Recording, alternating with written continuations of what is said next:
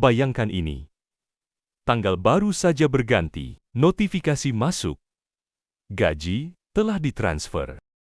Rasanya seperti baru dapat oksigen setelah tenggelam lama. Kartu ATM dipegang lebih erat. Senyum mulai merekah. Akhirnya hidup kembali. Tapi entah kenapa, seperti biasa, baru 2 minggu berjalan, uang itu sudah menipis. Bahkan, kadang sudah habis. Lalu muncul pertanyaan yang sama setiap bulan. Uangku kemana ya? Di konten ini, kita akan cerita tentang perjalanan seseorang yang belajar mengatur uangnya supaya gaji tidak lagi menghilang sebelum akhir bulan. Nama dia Ardi. Gajinya sebenarnya tidak kecil, tapi sama seperti banyak orang, Ardi punya satu kebiasaan yang dayem-dayem menggerogoti keuangannya. Belanja dulu, sisanya baru ditabung. Masalahnya, yang tersisa itu hampir selalu tidak ada. Awal bulan, nongkrong jalan terus, ngopi, makan, di luar, beli barang yang sebenarnya nggak terlalu perlu, tapi kelihatan lucu. Belum lagi langganan aplikasi yang lupa dimatikan. Sampai suatu hari, Ardi ke minimarket. Mau beli beras, tap kartu, dan transaksi ditolak. Di situ Ardi sadar, bukan gajinya yang kurang, tapi caranya mengatur uang yang salah. Titik balik. Ardi mulai belajar hal sederhana. Uang itu harus punya tujuan. Jadi, begitu gaji masuk, ia langsung membaginya ke beberapa pos.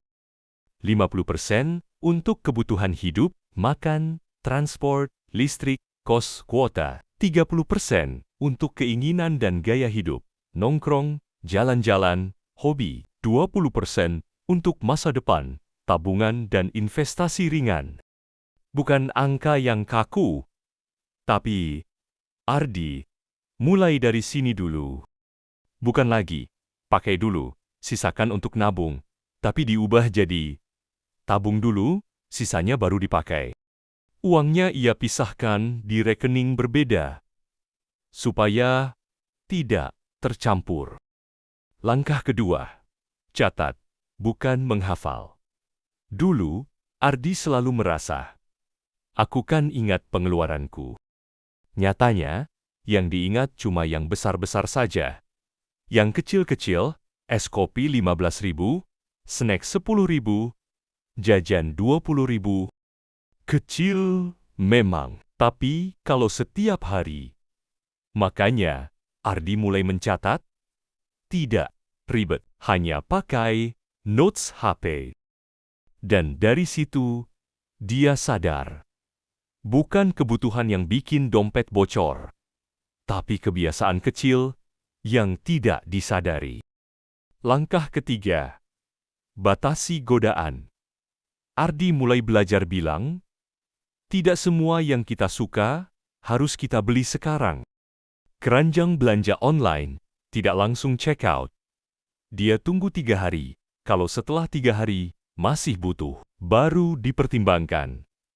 Ajaibnya, 80% barang di keranjang itu ternyata bukan kebutuhan, cuma keinginan sesaat.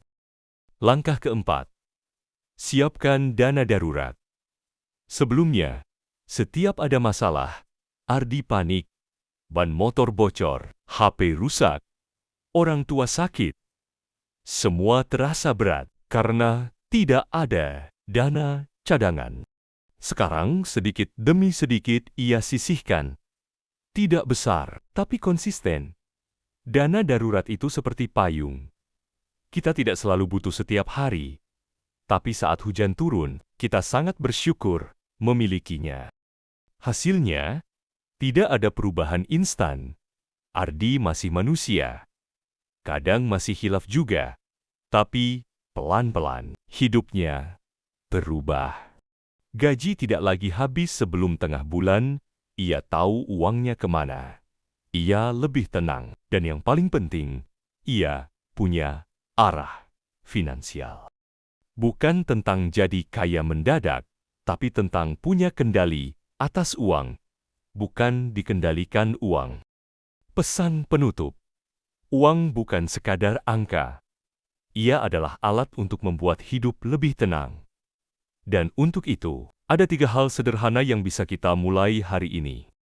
Beri tujuan pada setiap rupiah. Catat pengeluaran sekecil apapun. Bangun kebiasaan, bukan keajaiban. Karena pada akhirnya, gaji yang cukup bukanlah soal besar kecilnya uang, tapi bagaimana kita mengelolanya.